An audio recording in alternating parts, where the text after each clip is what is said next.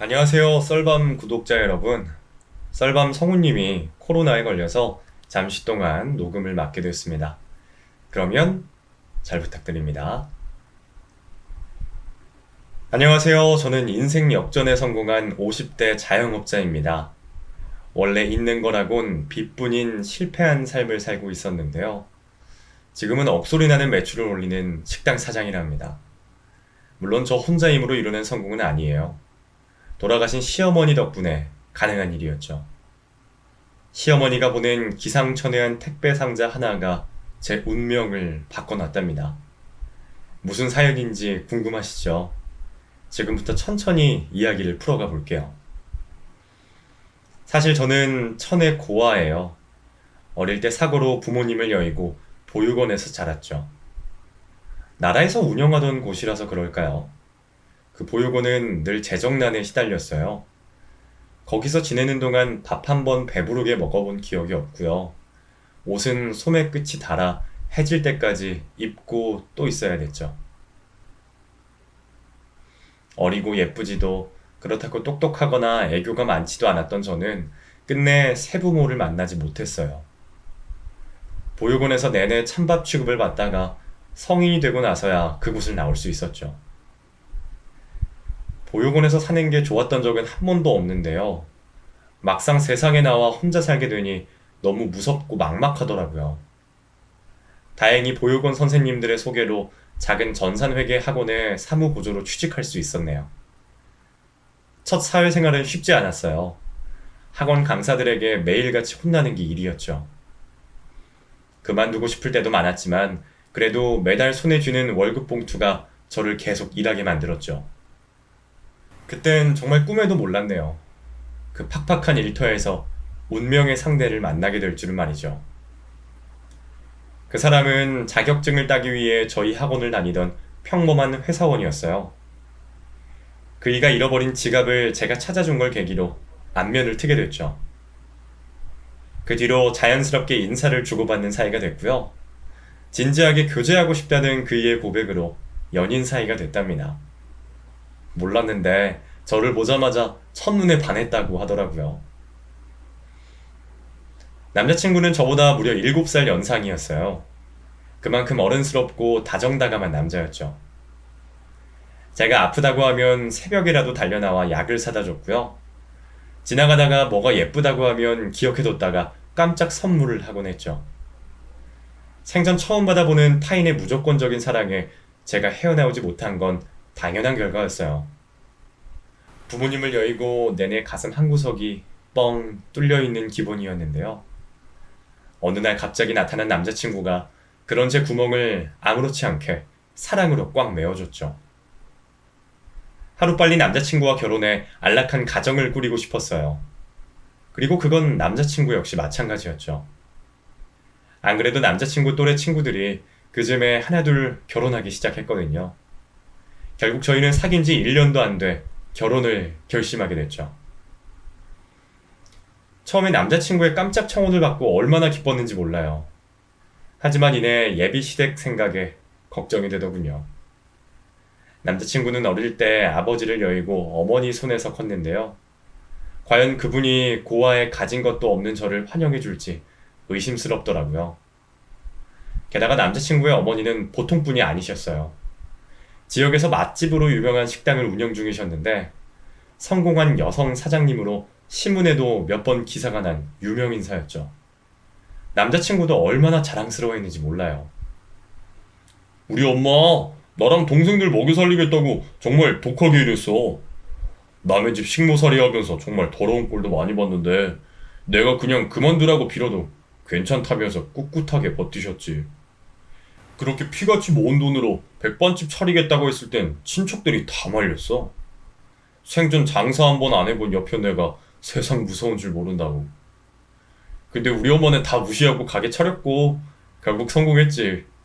지금은 빚도 다 갚았고 아예 그 가게 건물하고 땅까지 통째로 사버렸어. 우리 엄마 무시하던 사람들이 이젠 찍소리도 못하고 설설 긴다고. 우리 엄마 정말 멋있지 않아? 난 우리 엄마 세상에서 제일 존경해. 그러게 정말 대단하신 분이네. 근데 표정이 왜 이렇게 안 좋아? 내가 마만보이 같아 보여서 그래? 아니, 그런 게 아니라 어머님이 날 마음에 안 들어 하시면 어떡하지?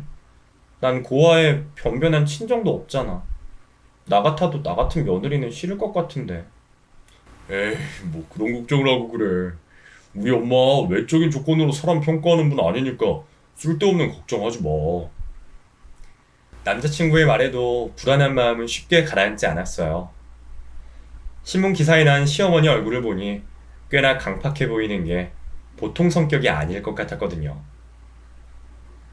아니나 다를까 처음 예비시댁에 인사를 드리러 간 날 제가 우려했던 상황이 벌어지고 말았습니다. 시어머니에게 잘 보이고 싶어서 꽃다발이며 홍삼이며 바리바리 선물을 싸갔는데요. 시어머니는 선물을 열어보지도 않으셨어요. 그냥 거실 한 구석에 밀어둔 뒤 밥부터 먹자 하셨죠. 그리고 식사 내내 어찌나 저를 곱지 않은 눈길로 쏘아보시던지 밥이 도통 넘어가질 않았어요. 후식으로 과일을 먹을 때쯤이 돼서야 마침내 시어머니가 제게 묻더군요. 아가씨, 이름이 뭐라고 했더라?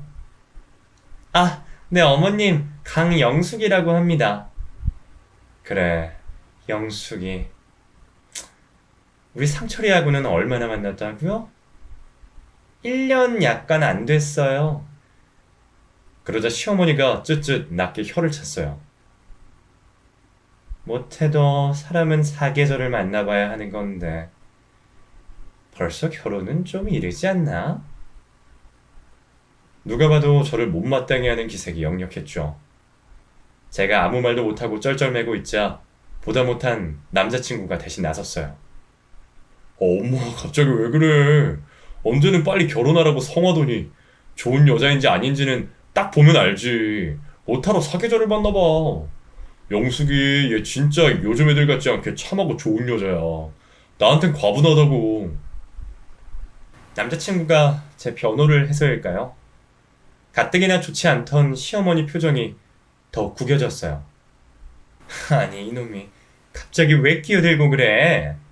세상에 참하고 좋은 여자가 다 얼어 죽었냐? 너 다니던 학원에서 사무 보조로 일하던 애라며.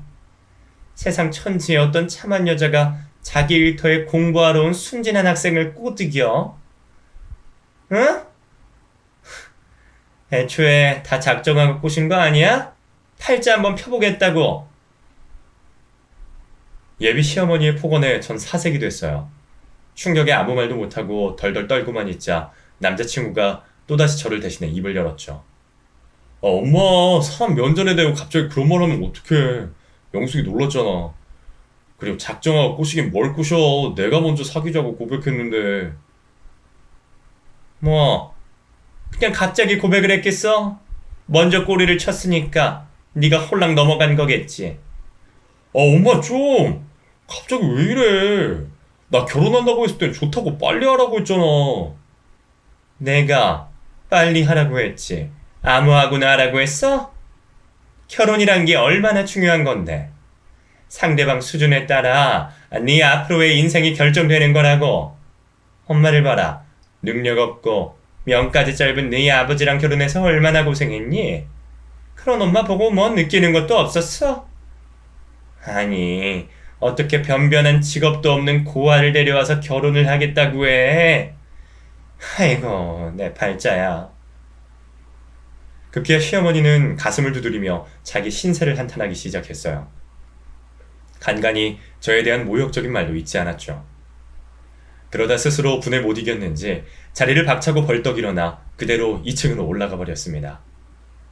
졸지에 남자친구와 둘이 남겨진 저는 비참하고 부끄러운 마음에 차마 고개를 들 수가 없었어요. 서러운 마음에 왈칵 눈물까지 쏟아지더군요. 영수가 울지 마. 뭐 이건 일로 울고 그래. 우리 엄마 갑자기 아들이 결혼한다고 하니까 싱숭생숭해서 괜히 더 저러시는 거야. 네가 진짜 마음에 안 들어서 그러는 게 아니니까 신경 쓰지 마. 응? 어떻게 신경을 안 써? 미안한데 나 이 결혼 못할 것 같아.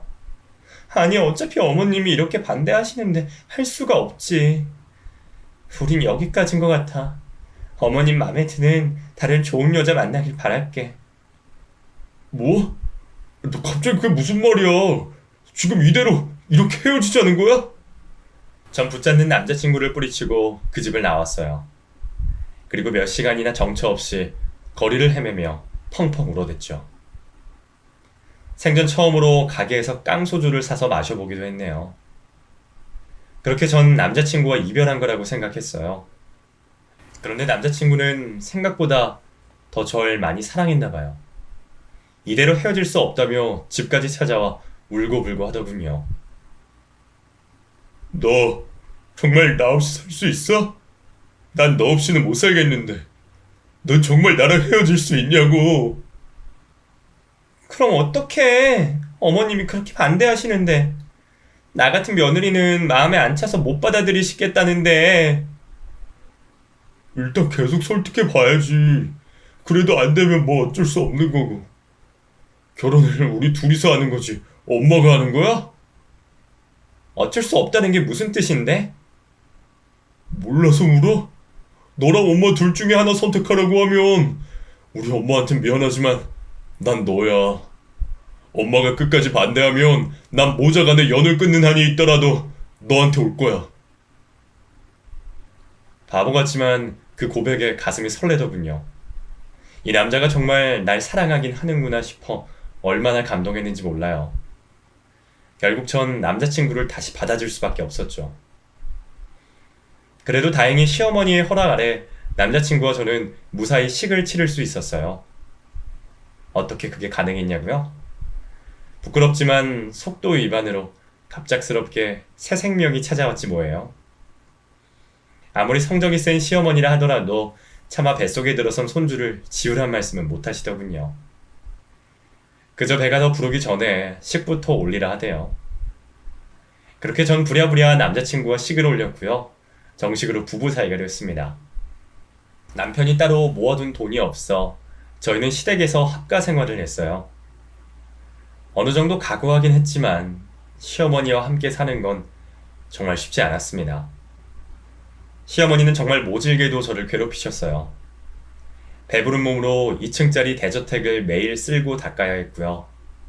남편과 시어머니는 물론 도련님 그리고 아가씨의 수발까지 전부 제가 책임져야 했죠.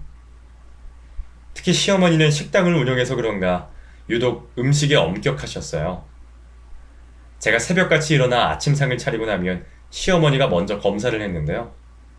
매일같이 국이 짜다, 밥이 질다, 얼마나 트집을 잡던지요. 이래서 애미애비 없이 자라내는 안 된다면서 온갖 독설도 서슴없이 내뱉으셨어요. 애를 낳으면 좀 달라질까 했어요. 하지만 첫째도 그리고 연이어 낳은 둘째도 모두 딸아이라서일까요? 시어머니는 여전히 제게 마음을 내어주지 않으셨습니다. 하루는 제가 해감을 잘못하는 바람에 된장찌개에 들어있던 바지락에서 모래가 나온 적이 있었는데요. 시어머니는 밥을 먹다 말고 수저를 탁 소리 나게 내려놨고요. 그대로 된장찌개가 들어있던 냄비를 들어 제게 부어버리셨죠. 넌 지금 이딴 걸 심히 먹으라고 내놓은 거냐? 살림 가르친 지가 언젠데 아직도 이 모양이야? 너 일부러 나 골탕 먹이려고 이러는 거니? 다행히 찌개가 식어 있어서 크게 화상을 입진 않았는데요. 대신 마음에 정말 깊은 상처를 입었더랬죠. 처음엔 제 편을 들어주던 남편도 나중엔 모르쇠로 일관했어요. 제 편을 들어줘봤자 상황이 더 악화되기만 한다는 걸 깨달았을 테니까요. 그래도 뒤에서 몰래 위로라도 해주면 좋았을 텐데 제가 하도 우는 소리만 해서 지쳤는지 나중엔 그냥 건성으로 그래 힘들지 조금만 더 참아 하고 대충 넘기더군요. 급기야 당신이 좀 센스있게 잘 해봐. 먼저 애교도 좀 부리고 무슨 여자가 그것도 못해. 집에 돌아오면 편해야 하는데 이건 뭐 매일 살얼음판이니 하면서 제 탓을 하기도 했죠. 유일한 내 편이라 생각했던 남편마저 그렇게 변해버리자 얼마나 서러웠는지 몰라요. 어릴 때 돌아가셔서 얼굴도 기억나지 않는 친정엄마가 그렇게 생각이 나대요. 그날도 그랬어요. 시어머니가 배추 70포기를 사와선 김치를 담그다 시켰던 날인데요. 그날따라 몸이 왜 그리도 무겁고 정신은 흐리던지 홀로 배추를 손질하다가 지쳐 깜빡 잠들고 말았죠. 하도 그리워해서일까? 웬일로 엄마가 꿈에 나왔더군요. 반가운 마음에 그대로 달려가 엄마 치마폭에 얼굴을 묻었죠. 엄마, 왜 이제 왔어? 내가 얼마나 보고 싶었는데. 미안해, 우리 딸. 엄마가 너무 늦게 왔지? 미안해. 아니야, 엄마. 괜찮아. 이제 내 옆에 쭉 있어주기만 해. 내가 잘할게. 진짜 잘할게. 그러자 엄마의 얼굴이 삽시간에 흐려졌어요. 미안해, 영수가. 엄마는 오래 못 있어. 이제 그만 가야 해. 잠깐 얼굴 보려고 들린 거야. 가긴 어딜 가? 못 가. 갈 거면 나도 데려가. 미안하다, 영수가. 우리 나중에 다시 보자. 알았지? 우리 아가 늘 건강하고 밥 잘 챙겨 먹고. 싫어, 엄마. 가지마. 나 두고 가지마. 엄마를 열심히 붙잡아 봤지만 소용없었어요. 엄마는 매정하게 저를 뿌리치고 아주 멀리 가버리셨습니다. 저는 울면서 그런 엄마를 뒤쫓았죠. 다시 눈을 떴을 땐 익숙한 제 방이었어요. 그제야 꿈을 꿨다는 걸 깨달았죠. 서러운 마음에 길게 한숨을 내쉬는데 누군가 제 머리로 툭 찬 수건을 올려주더군요. 화들짝 놀라 옆을 보니 시어머니가 앉아 계셨어요. 갑자기 쓰러져서 얼마나 놀랐는 줄 아냐? 미련하게 아프면 아프다고 얘기를 할 것이지. 죄송해요, 어머님. 시어머니의 퉁박에 반사적으로 사과부터 했어요. 그러자 시어머니는 또 뭐가 못마땅한지 저를 한참 노려보다가 자리를 털고 일어나시더군요.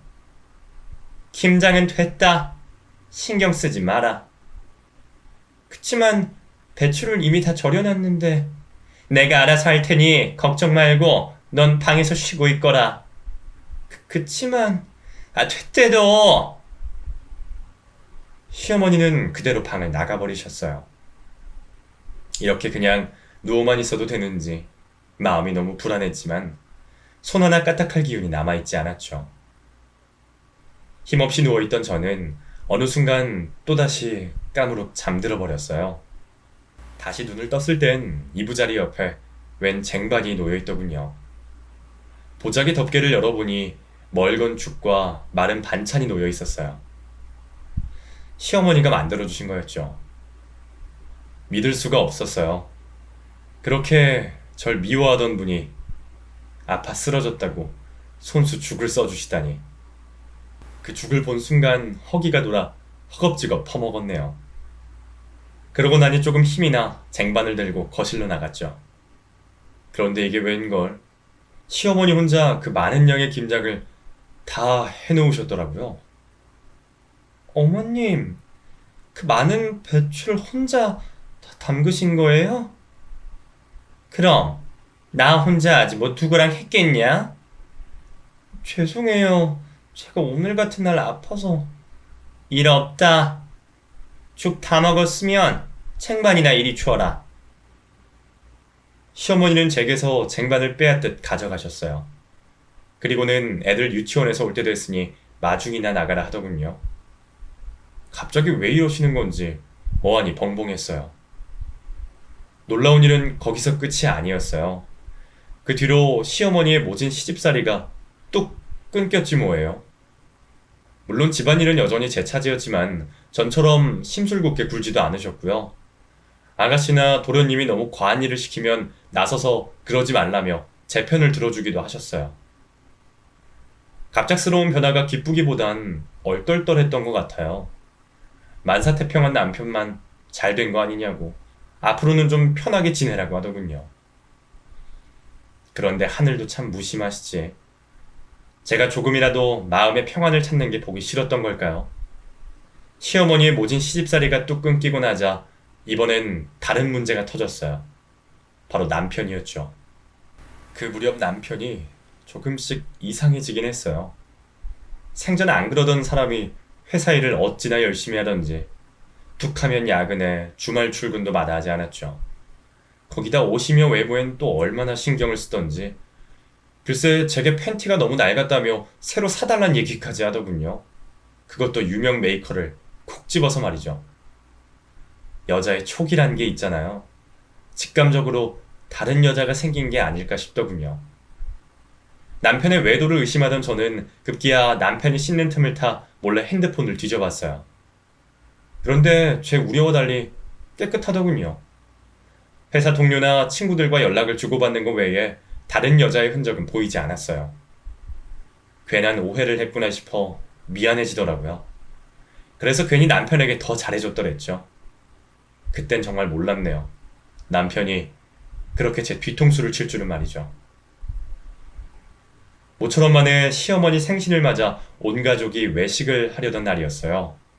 남편 차로 이동하기로 해서 조수석에 앉아 내비게이션을 봤는데 웬 낯선 오피스텔 주소가 즐겨찾기로 저장이 돼 있지 뭐예요. 이건 뭔가 싶어 자세히 보려는 순간 남편이 그 주소를 삭제해버리더군요. 뭐야? 왜 갑자기 지워? 아, 같이 일하는 직원 집 주소야. 전에 회식 때 한번 데려다 준 적이 있었는데 즐겨찾기가 되어 있었네. 이젠 필요 없으니까 지웠지 뭐. 남편은 식은땀까지 뻘뻘 흘리며 변명했어요. 누가 봐도 수상했죠. 하지만 아이들과 시어머니도 있는데 더 따지고 들 수가 없더라고요. 일단은 예약해둔 식당으로 이동해 온 가족이 다 함께 저녁을 먹었습니다. 그리고 그날 밤 집으로 돌아온 저는 남편이 잠든 틈을 타 몰래 남편 주머니에서 차키를 빼냈죠. 그리고 내비게이션을 켜고 검색 기록이며 뭐며 죄다 뒤지기 시작했어요. 다행히 오피스텔 이름 첫 글자를 기억하고 있어 눌러보니 바로 자동 검색어로 그 오피스텔 주소가 나오더군요. 수첩에 적어놓고 조용히 집으로 들어왔어요. 그리고 남편 주머니에 다시 차키를 돌려놓고 뜬 눈으로 밤을 새웠죠. 다음날 아무 일 없다는 듯이 남편을 출근시켰어요. 그리고 시어머니에게는 장을 보고 오겠다고 말한 뒤 홀로 밖으로 나왔죠. 택시를 불러 그 오피스텔로 가는 내내 어찌나 심장이 쿵쾅대던지 막상 오피스텔에 도착했을 땐 딱히 할 수 있는 게 없었어요. 동호수도 모르니 그냥 멀거니 그 앞에 서 있을 수밖에 없었죠. 그렇게 홀로 몇 시간을 기다렸을까요? 퇴근이 한참 지났을 무렵 익숙한 차 한 대가 오피스텔 주차장으로 들어가더군요. 제 눈이 잘못된 게 아니라면 남편의 차가 분명했어요. 번호판까지 확인하니 확실하더군요. 그때부터 심장이 미친 듯이 뛰기 시작했죠. 저는 홀린 듯이 지하주차장 안으로 들어갔어요. 입구 쪽에 차를 댄 남편이 웬 여자와 같이 내리더군요. 여자는 딱 봐도 20대 같았어요. 솜털이 보송보송한 게 학생이라고 해도 믿겠더군요. 남편은 아무렇지 않게 그 여자의 어깨에 손을 올렸어요. 그리고 여자의 귀에 무어라 속삭이면서 볼에 입을 맞추더군요. 여자는 까르르 웃으며 그런 남편의 가슴에 부끄럽다는 듯이 얼굴을 묻었고 말이죠. 누가 봐도 밤을 함께 보낸 남녀 사이였어요. 온몸이 얼음물을 뒤집어 쓴 듯 차가워졌어요. 귀가 멍멍해지면서 눈앞이 뿌얘지더군요. 눈앞에 펼쳐진 지옥 같은 진실을 마주하고 싶지 않았어요. 하지만 둘이 공동현관 비밀번호를 누르고 오피스텔 안으로 들어가려던 순간 반사적으로 몸이 움직였어요. 미친 듯이 달려가 내연녀의 머리채부터 잡아채 바닥으로 내던졌죠. 그리고 옆에서 경악하는 남편의 뺨을 날렸어요. 깜짝 놀란 남편은 반항조차 못하고 입을 떡 벌리더군요. 당신이 여기는 어떻게? 지금 그게 중요해? 어떻게 날 두고 다른 년이랑 바람을 피울 수 있어? 당신 애아빠야. 희진이, 수진이 보기 부끄럽지도 않아? 바람이라니. 이 여자는 그냥 같은 회사 동료야. 아프다고 해서 내가 집까지 데려다 준 것뿐이라고. 넌 회사 동료 어깨를 그렇게 끌어안고 볼에 입까지 맞추니? 말이 되는 소리래. 제 반박에 남편은 아무 말도 못했어요. 그 사이 정신을 차린 상간녀가 갑자기 제 남편 곁에 찰싹 붙더군요. 오빠, 지금 뭐 하는 거야? 이혼한다며. 기왕 이렇게 된 거 부인한테 다 말해. 이혼하고 나랑 새 출발할 거라고 다 말하라고. 내연녀는 참 뻔뻔하더군요.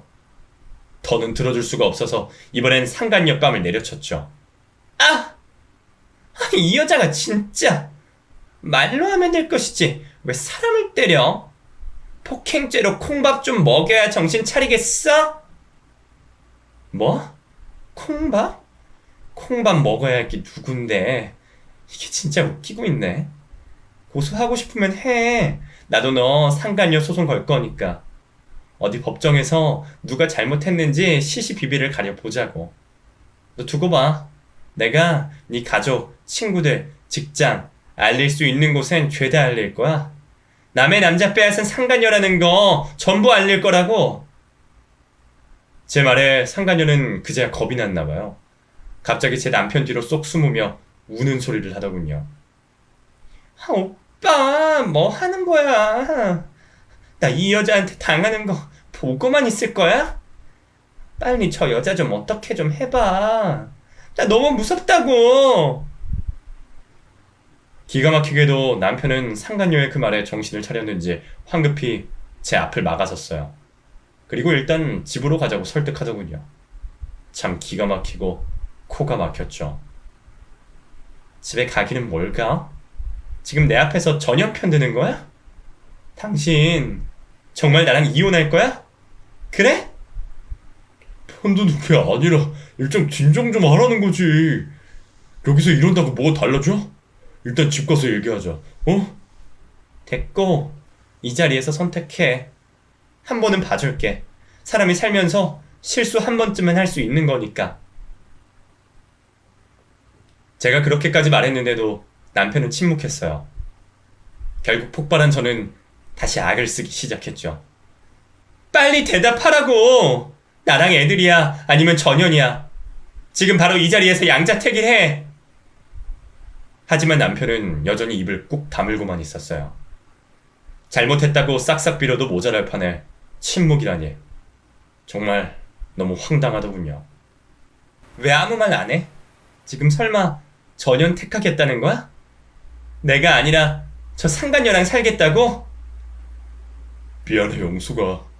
근데 나 미적이 진짜 사랑한다. 살면서 이렇게 가슴 떨려본 적 처음이야. 지금 그걸 말이라고? 그럼 난? 나랑 애들은 사랑 안 해? 제 말에 남편은 고개를 푹 숙였어요. 미안하다. 너에 대한 마음이 이렇게 변해버릴 줄 나도 몰랐어. 근데 더는 널 보면서 설레지도 않고 그냥 애들 때문에 의리로 살고 있었던 거야. 남들도 다 이렇게 사니까 나도 그렇게 살 수 있을 줄 알았는데 더는 이렇게 못 살겠다. 미적이 만나고 내 삶이 무채색에서 갑자기 유채색이 됐어. 세상이 막 빛나고 별거 아닌 거라도 웃음이 나고 이제 좀 사는 것 같다고 해야 하나? 살면서 이 죄값 꼭 치를게. 나 저 미적이한테 보내주라. 남편은 차마 제 눈을 보지도 못한 채 잔인한 진실을 고백했어요. 상간녀는 그런 남편의 뒤에서 보란듯이 저를 비웃고 있더군요. 세상이 무너지는 기분이었어요. 저라고 남편이 좋아서 없으면 못 살 것 같아서 바람 피운 걸 봐주려던 게 아니었어요. 오직 생떼 같은 저희 딸들 때문이었죠. 하지만 기회를 줬는데도 남편은 저와 아이들이 아닌 상간녀를 선택한 거예요. 정말 죽고 싶은 마음뿐이더군요. 누구 좋으라고 이혼을 해주겠어요. 절대 이혼 못 해주겠다고 버텼죠. 그리고 바로 상간녀 소송도 걸었어요. 이쯤 되니 시어머니와 다른 가족들도 이 사실을 알게 됐어요. 팔은 안으로 굽는다고 전 시어머니가 당연히 남편 편을 들 거라고 생각했어요. 하지만 이게 웬걸. 시어머니는 저를 나무라긴커녕 오히려 남편에게 역정을 냈습니다. 어디 할 게 없어서 처자식 있는 가장이 계집질을 해? 내가 널 그렇게 키웠냐? 그럴 거면 내 집에서 나가. 엄마, 정말 이럴 거야? 내가 뭘 그렇게 잘못했다고? 사랑이 죄야? 이게 뚫린 입이라고. 그 상간녀를 그렇게 사랑하면 그년 집에 가서 살아라. 내 집에서 이러지 말고. 급기야 시어머니는 남편을 내쫓아 버렸어요. 하지만 남편은 반성하긴커녕 기다렸다는 듯이 집을 나가 상간녀와 따로 살림을 차려버렸죠. 그리고 아예 저와는 연락도 하지 않았고요. 줄기차게 이혼 서류만 보내기 시작했어요. 그렇게 허울뿐인 결혼 생활을 유지하자니 너무나 황망한 심정이더군요. 이렇게 살아서 뭐하나 싶더라고요. 결국 반년도 못 가 남편이 보내온 이혼 서류에 도장을 찍어줬어요. 남편은 아이들에 대한 양육권과 친권마저 포기하겠다고 하더군요. 어떻게 저뿐만 아니라 아이들에게까지 이런 상처를 줄 수 있는지 너무나 참담한 심정이었어요. 이혼까지 했으니 더는 시댁에 있을 이유가 없었어요. 짐을 싸서 애들과 나가려는데 갑자기 시어머니가 저를 불러 통장 하나를 건네더군요. 거기엔 당장 빌라 전세 정도는 너끈히 구할 만큼의 큰 돈이 들어있었어요. 하지만 차마 받을 수 없어 거절했죠. 어머님, 제가 이제 어머님 며느리도 아닌데 이렇게 큰 돈을 어떻게 받아요? 저 못 받아요. 그냥 넣어둬라. 상철이 그놈이 못 주는 위자료 대신 내가 주는 거라고 생각하고. 어머님, 잘 살아라. 너라면 분명 이혼하고 더 잘 살 수 있을 거야. 요즘 세상에 이혼이 어디 흠이니? 그러니 기죽지 말고 당당하게 어깨 펴고 살아. 시어머니는 마치 저희 친정엄마가 해줬을 법한 말로 저를 북돋아줬어요. 말투는 퉁명스러웠지만 그 안에는 저에 대한 진심 어린 걱정이 숨겨져 있다는 걸 알 수 있었죠. 전 감사한 마음으로 그 통장을 받아들고 시댁을 나왔어요. 그리고 아이들과 홀로 서기를 시작했죠. 이혼하고 여자 혼자 몸으로 두 아이를 키운다는 게 쉽진 않았어요. 그새 그 상간녀와 재혼한 남편은 위자료는 고사하고 양육비조차 제때 보내주질 않았네요. 외국은 그럴 경우 계좌에서 강제로 돈을 빼 넘겨준다는데 우리나라는 법적으로 강제할 수 있는 방법이 없더라고요. 그렇다고 손가락만 빨고 있을 수는 없으니 죽기 살기로 일했어요. 빌딩 청소, 식당 설거지, 대리운전. 돈이 되는 일은 뭐든 다 했던 것 같아요. 그런데도 돈이 모이긴커녕 줄줄 새더군요. 그야말로 하루 벌어 하루 먹고 사는 인생이었죠. 아이들 생일에 케이크 하나 사줄 돈이 없어 밀가루에 설탕을 넣어 팬케이크랍시고 붙여준 적도 있었는데요. 아이들은 제 눈치를 보느라 그랬는지 너무 맛있다면서 우리 엄마 최고라면서 웃어주더군요. 그게 얼마나 미안하고 죄스러웠는지 몰라요. 괜히 이혼한 걸까? 그냥 참고 살 걸 그랬나 하는 바보 같은 후회도 했죠. 시어머니 생각도 많이 했어요. 경제적으로 너무 힘들었을 땐 염치 없지만 연락드려서 양육비 좀 대신 달라 부탁해볼까? 돈 100만 원이라도 빌려볼까? 고민했죠. 하지만 차마 용기가 나지 않아 전화 한 통 못했네요. 그래도 좀 먹고 살만해졌을 땐 그냥 안부가 궁금했어요. 과연 잘 지내시는지, 전 남편이 속을 썩이지는 않는지. 하지만 뭔가 다른 걸 바라고 연락했다고 오해하시면 어쩌나 싶어 또 전화를 못하겠더라고요. 그렇게 1년, 2년, 3년 시간은 화살같이 빠르게 흘러갔습니다. 그러던 어느 날이었어요. 평소처럼 일하던 가게에서 출근해 장사 준비를 하는데 모르는 번호로 전화가 오더군요. 받아보니 병원이라 하대요. 직감적으로 뭔가 시어머니에게 큰일이 생겼구나 싶었습니다. 아니나 다를까 시어머니가 위독하니 빨리 오라고 하더군요. 네? 어머님이 위독하시다고요? 뭐 때문에요? 어머나, 모르셨어요? 환자분이 큰며느리에게 전화 좀 걸어달라고 해서 아시는 줄 알았는데. 위암 투병 중이십니다. 수술도 받고 항암 치료도 했는데 결과가 안 좋아서 원. 여하튼 빨리 오셔야 할 것 같아요. 머리를 망치로 한 대 얻어맞은 기분이었어요. 간신히 정신을 차린 뒤 가게 사장님께 사정을 설명하고 바로 병원으로 달려갔죠. 도착하니 시어머니는 홀로 침상에 누워 계시더군요. 전 남편을 비롯한 다른 식구들은 아무도 보이지 않았어요. 혼모한 의식을 지키고 있던 시어머니가 저를 보자 힘겹게 손을 뻗더군요. 희진이 어머 맞구나. 꺼질 것처럼 가냘픈 그 목소리를 듣는데 왈칵 눈물이 나더라고요. 전 간신히 울음을 삼킨 채 시어머니의 손을 맞잡았어요. 네, 어머님, 저 왔어요. 왜 아프다고 진작 말씀 안 하셨어요? 그랬으면 더 일찍 왔을 텐데.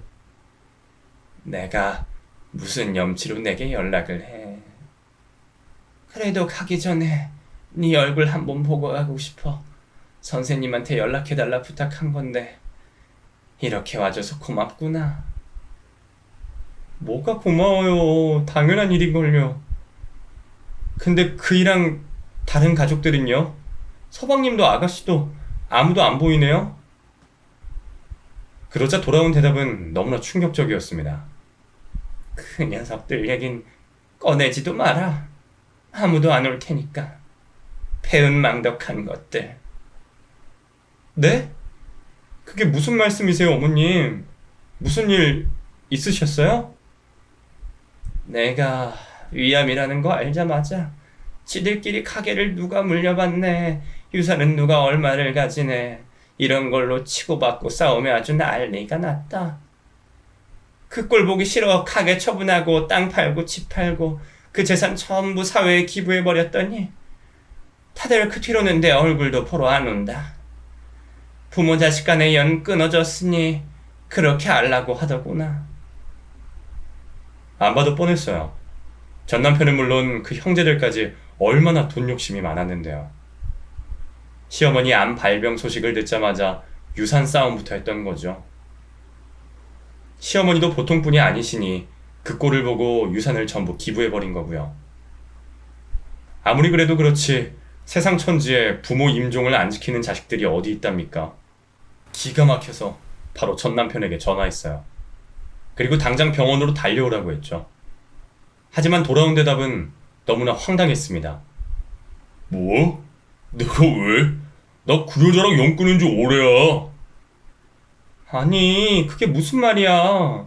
어머님한테 유산 상속 문제로 서운한 건 아닌데 아무리 그래도 자식 된 도리는 지켜야지. 이대로 그냥 어머님 눈 감으시면 당신 분명 후회할 거야. 아, 잔소리 할 거면 끊어. 애초에 나랑 이혼한 네가 거기 왜 가 있는데? 뭐 콩고물 떨어질 거 없나 싶은 모양인데 꿈깨. 그 여자 지금 땡전 한 푼 없는 빈털터리니까. 병원비도 병원에 기부금조로 전부 보내버려서 그 여자 죽는다고 해도 돌려받을 거 없다고. 내가 지금 돈 때문에 이러는 것 같아? 어머님 지금 정말 위험해. 병원에선 오늘 내일 한다고. 빨리 가족들 부르라고 야단이라고. 어머님도 아무 말씀 안 하시지만 내 힘으로는 당신 얼마나 보고 싶겠어. 그럼 기부한 내 재산 다시 찾아오라고 해. 지금 내가 주식으로 생긴 빚만 3억이야. 직장에서도 잘렸고 지금 마누라한테도 이혼당할 판이라고. 나 이렇게 만든 거? 우리 엄마야. 우리 집 재산만 내가 제대로 물려받았어도 내가 이 모양 이 꼴로 안 산다고. 전 남편은 도무지 대화가 통하지 않았어요. 몰랐는데 주식으로 진 빚 때문에 제정신이 아닌 것 같더라고요. 결국 포기하고 서방님과 아가씨에게 전화를 걸었는데요. 그들 역시 반응은 크게 다르지 않았습니다. 몇 년 전 결혼한 서방님은 아이가 아프다고 하고 아가씨는 일 때문에 지방에 있다고 하더군요. 핑계는 다 달랐지만 말을 섞어보니 알겠더라고요. 유산 문제로 마음이 상해 제 엄마의 죽음을 모른 척 한다는 걸요. 심지어 아가씨는 엄마 병원비는 어떻게 해결하고 있냐고, 혹시 빚이 있어서 자식들에게 상속되는 건 아니냐고 걱정하더군요. 어떻게 사람이 그럴 수가 있는지 참. 그놈의 돈이 뭐길래 돈 앞에선 다들 짐승만도 못하더라고요. 결국 시어머니의 임종을 지킨 건 저 혼자였어요. 이상하게 제가 면목이 없어 차마 시어머니 얼굴을 쳐다보지 못했는데요. 시어머니는 그런 제 마음을 아는 것처럼 손을 꼭 잡고 웃어주셨어요. 그러고는 미안하다. 내가 너한테 좀 따뜻하게 대해줬어야 했는데 부디 나한테 받은 아픈 기억일랑 다 잊고 행복하게 살거라 말씀하셨죠. 금방이라도 꺼질 것 같은 목소리로 한자 한자 그렇게 내뱉으시는데 어찌나 눈물이 나던지. 그런 시어머니를 붙잡고 제발 가지 말라고 조금만 더 사시라고 울부짖었던 것 같아요. 지금 생각해보면 참 후회돼요. 편하게 가시라고 좀 더 웃는 낯으로 보내드릴 걸. 어쨌든 시어머니는 그렇게 조용히 세상을 떠나셨어요. 다행히 장례는 시어머니가 미리 업체를 통해 준비해둔 덕에 문제없이 진행할 수 있었죠. 그래도 빈소가 참 썰렁해 마음이 아리더군요. 친척들이며 가게에서 일했던 직원들 몇 분이 찾아오시긴 했지만 여전히 자식들은 머리카락 한 올 보이지 않았으니까요. 다들 자식은 어디 있냐고 찾을 때마다 얼마나 민망했는지 몰라요. 보다 못한 친척분들이 전 남편을 반강제로 끌고 와 상주 자리에 앉혔죠. 그래도 전 남편은 부끄러운 줄 모르고 핸드폰으로 주식창만 들여다보고 있더군요. 심지어 나중엔 제가 시어머니 재산을 몰래 빼돌린 게 아닌가 하는 의심까지 하더군요. 뭐 이런 놈이 다 있나 싶었죠. 나중엔 전 남편에게 무슨 얘기를 들었는지 서방님과 아가씨에게까지 연락이 오더라고요. 돌아가신 시어머니한테 뭐 받은 거 없냐고요. 남매들이 어쩜 이리 똑같은지 참 기가 막혔네요. 어쨌든 그렇게 장례를 끝낸 후 저도 일상으로 돌아왔어요. 한 달 정도는 참 힘들었지만 그래도 시간이 약이라고 조금씩 괜찮아지더군요. 어쨌든 산 사람은 살아야 하니까요. 그땐 정말 몰랐어요. 시어머니가 준비한 아주 충격적인 반전이 저를 기다리고 있을 줄은 말이죠. 평소처럼 아이들을 학교에 보내고 일 나갈 준비를 하고 있을 때였어요. 갑자기 누군가 초인종을 누르더군요. 뭐 시킨 것도 없고 이 시간에 올 사람도 없는데 이상한 일이었죠. 현관으로 나가 문을 여니 웬 남자가 서 있더라고요. 택배 상자를 들고 있길래 퀵배송인가 했죠. 일반 택배는 보통 문 앞에 두고 가지 굳이 이렇게 초인종을 누르진 않으니까요. 아니나 다를까 상자인 제 이름이 떡하니 써 있더군요. 퀵인 것 같은데 어디서 보낸 건가요? 전 뭐 주문한 게 없는데. 제 말에 남자는 순간적으로 당황한 표정을 지었어요. 뭐라 입도 못 열고 한참 머뭇거리기에 이상하다 싶었는데 갑자기 남자가 너무나 충격적인 말을 했습니다. 강영숙 씨 맞으시죠? 작고한 이춘희 사모님께서 전달하셨습니다. 생각지도 못하게 시어머니 이름이 튀어나와 얼마나 놀랐는지 몰라요. 그래서 저도 모르게 뒤로 한 발짝 물러섰죠. 네? 저희 어머님이 보냈다고요? 아니, 돌아가신 분이 어떻게 제게 퀵을 보낸단 말이에요? 어디서 오신 분이신가요? 이런 몹쓸 장난질 시키신 게 대체 누구예요? 안 그래도 그쯤에 동네에 누가 익명의 택배로 죽은 동물의 사체나 오물 같은 걸 무작위로 보낸다는 흉흉한 소문이 돌고 있었거든요. 혹시 전 남편이나 그 동생들이 비슷한 짓을 벌인 건 아닐까 싶더군요. 아직도 제가 돌아가신 시어머니 재산을 빼돌린 건 아닐지 의심하는 인간들이었으니까요. 흥분한 제가 따지고 들자 남자는 꽤나 당황한 눈치였어요. 몹쓸 장난질이라뇨. 전 그냥 퀵배송 일하는 사람입니다. 여기 회사 조끼도 입고 있잖아요. 남자는 다급하게 걸치고 있던 옷을 보여줬어요. 확실히 물류회사 상호가 박혀있더군요. 그러면 대체 돌아가신 분이 어떻게... 사모님이 지난 3월에 저희 회사에 연락해서 미리 예약을 해 두셨거든요. 저흰 돈을 받았으니 그 사모님 의뢰대로 물건을 전달하러 온 것뿐이고요. 남자가 핸드폰을 꺼내 예약 내역을 보여줬어요. 날짜를 보니 시어머니가 돌아가시기 딱 사흘 전이더군요. 생사의 갈림길에 서 있던 양반이 그 와중에 퀵 예약은 왜 한 건지, 도대체 제게 뭘 주고 싶었던 건지 알 수가 없었어요. 어쨌든 남자가 건네준 종이에 서명을 하고 상자를 받아들였어요. 그리고 그 자리에서 바로 뜯어봤죠. 시어머니가 쓴 것으로 추정되는 작은 편지 하나와 웬 수첩이 한 권 들어있더군요. 당장 편지부터 읽어봤어요. 내 하나뿐인 큰 며느리 영숙이 보아라. 그 첫 문장부터 눈물이 핑 돌더군요. 전 계속해서 시어머니의 편지를 읽어나갔어요. 네, 너한테 그리 좋은 시어머니가 아니었다는 걸 안다. 어릴 때 부모 잃고 외롭게 자란 너를 어른으로서 품어줬어야 했는데 도량이 좁아 참 모질게도 괴롭혔지.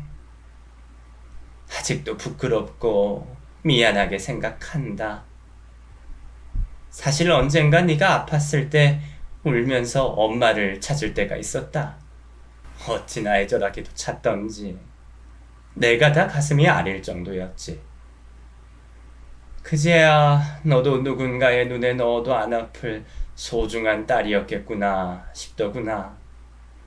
얼굴도 본 적 없는 안싸돈에게 얼마나 죄스럽던지. 그 뒤로는 내 너에게 정말 잘해줘야지 다짐했는데 결국 그 사달이 나고 말았지. 상철이가 내게 그런 몹쓸 짓을 한 것도 따지고 보면 내가 다 아들을 잘못 키웠기 때문이다. 네 앞에서 무릎 꿇고 사과해도 모자랄 일이었는데 그냥 모른 척하고 말았구나. 네가 상철이와 이혼 후 집을 떠난 뒤로 얼마나 후회했는지 모른다. 든 자리는 몰라도 딴 자리는 티가 난다고. 마치 손가락 하나를 잃은 것처럼 가슴이 허하더구나. 있을 때 잘해줄 걸 후회도 많이 했지. 그래서 내 이미 평생에 걸쳐 모은 전 재산을 다 사회에 기부했지만 딱 하나, 제일 귀한 보물 하나는 계속 가지고 있었다. 언젠가 내게 주고 싶어서 말이지.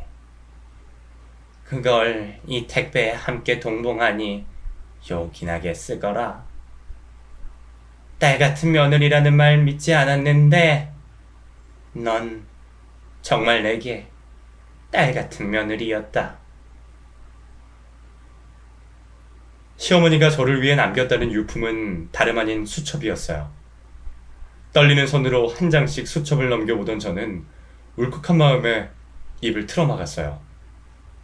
그리고 차오르는 감정을 감당하지 못하고 그 자리에서 정신을 놓고 말았습니다. 다시 눈을 떴을 땐 택배를 전해준 퀵기사가 저를 내려다보고 있더군요. 괜찮으세요? 정신이 드세요? 네, 괜찮아요. 갑자기 쓰러지셔서 얼마나 놀랐는지 몰라요. 지금 119 불렀으니까 조금만 기다리세요. 아이고, 무슨 119까지. 그냥 놀라서 그랬던 거예요. 괜찮아요. 아니에요. 방금 혼절했다 일어나신 거라니까요. 병원 가서 어디 이상 있는 건 아닌지 검사는 받아보셔야죠. 아니요. 정말 괜찮아요.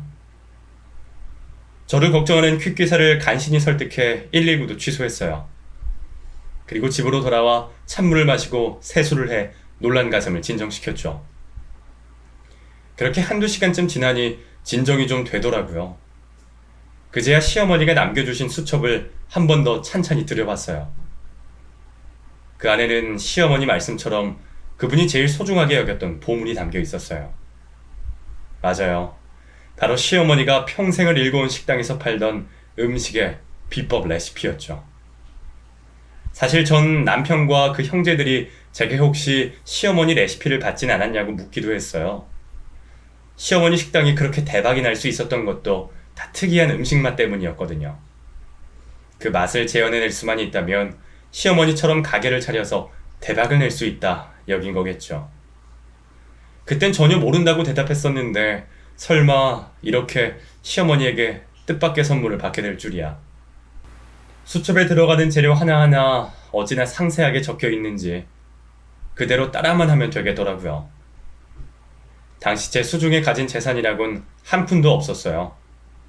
고민하던 저는 시어머니가 주신 집 보증금을 빼고 작은 원룸으로 들어갔고요. 그렇게 생긴 목돈으로 장사를 시작했습니다. 단순히 돈 욕심 때문에 그런 건 아니에요. 시어머니가 얼마나 그 가게를 아꼈는지 알았기에 되찾아드리고 싶은 마음도 있었고요. 시어머니의 레시피를 잊지 않고 세상에 남기고 싶기도 했죠. 모아둔 돈이 많지 않아 처음엔 길바닥에서 노점 장사로 시작했는데요. 시어머니가 알려준 레시피대로 만든 요리가 입소문이 나면서 점점 손님들이 몰려들기 시작했죠. 나중에 아예 길게 대기줄까지 생겨 주변 가게들의 원성이 자자할 정도였네요. 돈이 돈을 부른다고 그렇게 모은 장사 미천으로 가게를 냈고요. 그러자 더 많은 손님들을 받을 수 있게 되면서 매출이 5배 가까이 뛰었습니다. 지금은 무려 3층짜리 건물이 통째로 제 가게랍니다. 노후를 대비해 아파트와 상가 빌딩도 몇 채 사뒀어요. 이만하면 성공한 인생 맞죠? 사실 그 뒤로 전 남편이 몇 번 찾아왔었어요. 제가 시어머니가 하던 식당과 똑같은 메뉴를 판다는 걸 알고 난리를 쳤죠. 자기 엄마 레시피를 빼돌린 거 아니냐고요. 전 무슨 말을 하는 거냐고 딱 잡아댔죠. 그러자 남편은 불같이 화를 내더군요. 손바닥으로 하늘을 가려 이 사람아. 내가 여기 음식 안 먹어본 줄 알아? 들어가는 재료며 맛이며 우리 엄마 음식하고 완전히 똑같다고. 바른 대로 말해. 당신 우리 엄마 레시피 어떻게 훔친 거야? 어? 훔친 거라니.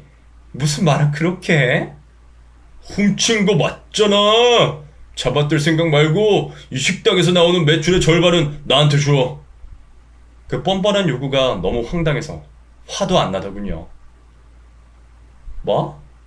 매출 절반을 당신한테 주라고? 그래, 나도 많이 양보한 거야. 우리 엄마 레시피잖아. 원래라면 90%는 내가 먹었어야 하는데 어쨌든 당신이 고생하는 거 아니까 50%만 받겠다는 거라고. 참나. 내가 당신 어머니 레시피를 훔쳤다고 언제 인정했어? 헛소리 말고 꺼져. 하늘에 계신 어머님이 울겠다. 뭐? 진짜 끝까지 잡아들 작정이야?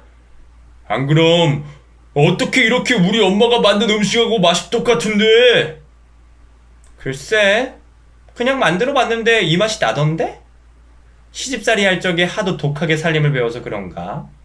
아님 하늘에 계신 어머님이 내 꿈에 나와서 슬쩍 레시피를 알려주신 건지도. 불효자식인 당신하고 당신 형제들이 어머님 외면할 때 내가 임종 지켜드렸잖아. 그게 고마우셨나 보지. 제 말에 남편은 꿀먹은 벙어리가 돼 아무 말도 못했어요. 임종을 지키지 않았다는 게 꼴에 죄스럽긴 한가 보더군요. 하지만 그것도 잠시. 남편은 씩씩거리며 다시 입을 열었어요. 당신 계속 이렇게 나오면 나도 법적으로 소송 걸 수밖에 없어. 우리 엄마 레시피 훔친 게 확실한데 소송 걸면 당신 분명 패소한다고. 그러니까 좋은 말로 할 때 그냥 매출 반띵하는 걸로 끝내. 참나. 소송 얘기하면 누가 두려울 줄 알고? 어디 해봐. 그 소송. 있는 거라곤 빚뿐인 당신이랑 억대 매출 내는 나랑 법적 싸움하면 누가 이길 것 같은데? 난 당장 대형 로펌 변호사도 얼마든지 선임할 수 있는데? 그렇게 나온다 이거지? 좋아. 어디 두고 보자고. 남편은 어지간히 분했나봐요. 서방님이랑 아가씨한테까지 말해서 셋이 돈을 모아 변호사를 선임했더군요. 그리고 정말로 저를 고소했죠. 하지만 승패는 너무나 뻔했어요. 애초에 음식 레시피는 저작권 대상이 되지도 않았고요. 제가 시어머니 레시피를 훔쳤다는 증거가 어디에도 없었으니까요. 오히려 시어머니가 제게 정식으로 레시피를 물려줬다는 증거인 편지와 수첩만 있을 뿐이었죠. 결국 재판은 제대로 진행되지도 못하고 제 무죄로 끝이 났고요. 저는 무고죄로 남편과 그 형제들을 역고소하려 했습니다. 그러자 그제야 남편은 잘못했다면서 싹싹 빌더군요. 미안해, 영수가. 너도 알다시피 나 요즘 사정이 회사 잘린 뒤로 아내랑도 별거 중이고 인생 진짜 왜 사나 싶어. 나 그래도 희진이 수진이 아빠잖아. 제발 한 번만 사람 살리는 셈 치고 고소만은 하지 말아주라. 응? 그 꼴을 보는데 동정심이 들긴커녕 가소롭기만 하더군요. 특히 수세에 몰리니 제 딸들을 입에 올리는 게 너무 화가 났어요. 네가 왜 우리 딸들 아빠야? 상간녀한테 눈이 멀어 양육권, 친권 포기한 게 누군데? 한 번만 더 내 딸들 이름 입에 올려봐. 그땐 정말 죽여버릴 거니까. 영수가. 됐고 꺼져. 무고죄로 너 역고사 안 하는 게 내가 베풀 수 있는 마지막 은혜야. 네 한심한 동생들한테도 전해. 한 번만 더 나 건드리면 그땐 정말 가만 안 둘 거라고. 아, 알았어. 미안해, 영수가. 남편은 꽁지가 빠져라 도망쳐버렸어요. 그리고 그 뒤로 뚝 연락이 끊겼죠. 전 시댁 친척 어르신을 통해 들으니 이 망할 인간은 여전히 정신을 못 차리고 이번엔 사채에 손을 댔나 보더라고요. 결국 사채업자들에게 쫓기는 신세가 돼 그 상간녀와 같이 이리저리 떠돌고 있다더군요. 서방님도 야심차게 시작한 사업이 망해 길바닥에 나앉을 판이고요. 아가씨도 그놈의 사치병 때문에 결국 남편에게 이혼당하고 혼자 외롭게 살고 있다고 하더군요. 자식들이 하나같이 사는 꼴이 이 모양이니 시어머니께서 하늘에서 얼마나 속상해 하실지 걱정이 되기도 해요. 한편으론 그 성격에 꼴 좋다 여기실 것 같기도 하고, 뭐가 됐든 이제 남보다 못한 사이가 된 사람들이니 신경 끄고 살아가려고 합니다. 어쨌든 저는 잘 지내고 있어요. 자식 농사도 나름 성공한 것 같고요. 큰딸은 교사로 일하다가 의사한테 시집가서 자기 가정을 잘 꾸렸고요. 둘째 딸도 변호사로 열심히 활약하고 있답니다. 올 봄엔 손주도 태어나서 그 녀석 재롱 보는 맛에 살고 있죠. 늘 밑바닥 인생을 살던 제가 이런 성공을 거두게 될 줄은 정말 몰랐어요. 이게 다 돌아가신 시어머니의 은혜 덕분이죠. 조만간 시어머니를 모신 절에 한번 다녀와야겠어요. 오랜만에 이야기를 꺼냈더니 보고 싶어지네요. 긴 얘기 들어주셔서 감사합니다. 모두 건강하세요.